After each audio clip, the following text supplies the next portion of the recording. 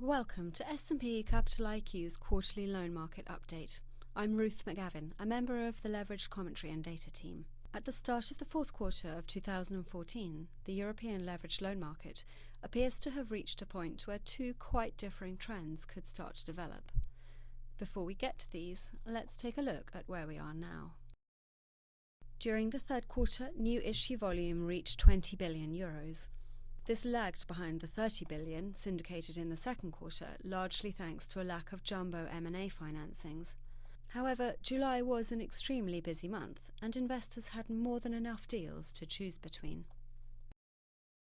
Throughout that month and continuing into September, buyers were very choosy about where they committed their cash. Popular credits flexed down, while others have had to flex up or even add a covenant in order to clear the market. Overall, Europe saw yields rise during the quarter, while at the same time pricing in the US has also risen in response to mutual fund outflows. During the third quarter, the high-yield market was overrun with weak credits, and this, combined with outflows, served to put long-only buyers on the sidelines and to depress secondary prices. Thanks to heavy supply, loan bids have also eased, but to a lesser degree. Despite this weakness, appetite for leveraged loans continues to be technically sound in Europe.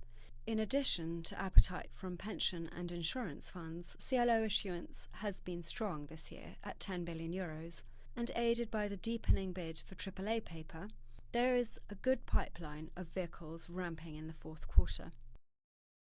Adding to the technical demand for loans, repayments have been robust once again at €13 billion in the third quarter.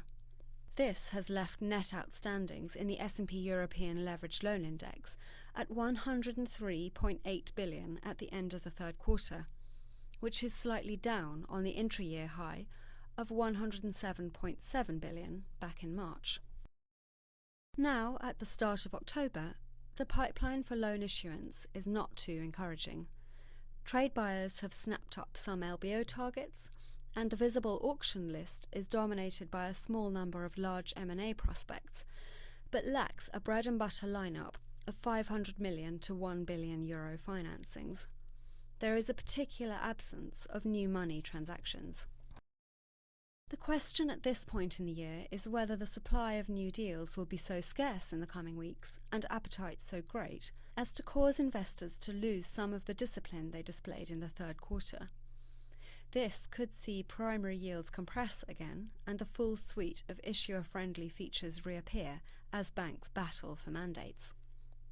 An alternative possibility for the fourth quarter is that supply turns out to be sufficient to keep pricing elevated and to allow buyers to keep pushing back on weaker credits. In the latter case, sponsors will want to be cautious about bringing opportunistic recaps or repricings to the market. This brings me to the end of my market review. I hope you found it useful. You can download the slides at slideshare.net. If you'd like to know more about the leveraged loan market, you can follow LCD on Twitter, Facebook and LinkedIn. Or you can visit our free websites, leveragedloan.com and highyieldbond.com. The links are all in the info section on our YouTube channel. Thanks for listening. I hope you'll join us again next time.